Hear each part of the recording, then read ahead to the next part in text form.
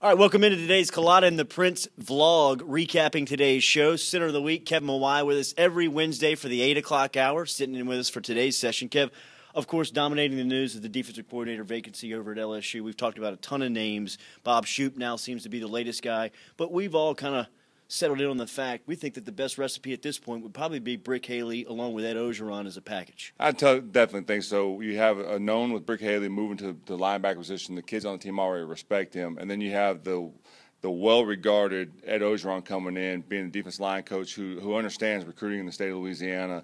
It's a win-win scenario all the way around for the program, for the state of Louisiana, and for what LSU needs at this time. We heard from Darius Geis today. He sat in with Matt Moscono, and after further review yesterday, look, the kid doesn't lack confidence, and he's coming off of a U.S. Army MVP game. Derek, it's National Signing Day is coming down the chute here, pretty close, 17 commits at this point. Geis, Brissett, Ducre at the running back spot. How do you think LSU finishes? Well, I think that, when you got a guy like Geis already on board, David Ducre is going to be a mid-year enrollee. Tomorrow morning we'll get a chance to talk with Nick Brissett. There's a lot of stories out there about how significant his interest is in Texas and some other places, so we'll find out about that. But one of the things I really like to hear about Geis is he says, I don't care about a quarterback, I just need somebody to hand me the ball. That's an awful lot of confidence for a young man, but I think that that's exactly what LSU's looking for. They want somebody who comes in and understands he's going to be a difference maker. News breaking as we were going off the air today, Yahoo Sports was reporting that Jalen Mills is going to return for his senior season. There's also reports starting to come out that Gerald Hawkins is going to come in and decide that he's going to come back to Baton Rouge. You're a big proponent of that. I know that you're a fan of those two guys coming back for their last year of eligibility. I really am. I think Gerald Hawkins coming back for sure is going to solidify that offensive line. What they do with him, whether they move him to left tackle, leave him at right, is something that is going to be a topic of discussion in the future. But huge win for him to stay because it gives him another year to develop. He's going to be a first-rounder next year if LSU has a great season.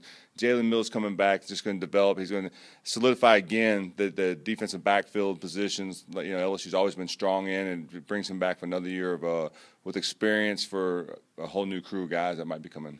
Best throwbacks you ever wore in the pros? Seattle Seahawks Originals. I was drafted there, and our uniforms were the original uniforms, which are now the throwbacks, and I really enjoyed those uniforms. You finished in Nashville. You guys, Tennessee Titans, originally the franchise was the Houston Oilers. Y'all did go back to those uniforms at one point. We did. We were 10th anniversary of the Tennessee Titans after they made the move, so we actually went back and wore the powder blues with the Derrick on the helmet.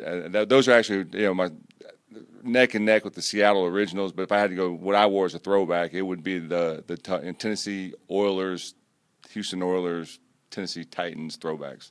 Prince, give it to him. Houston Oilers game socks. And I got the throwbacks of those.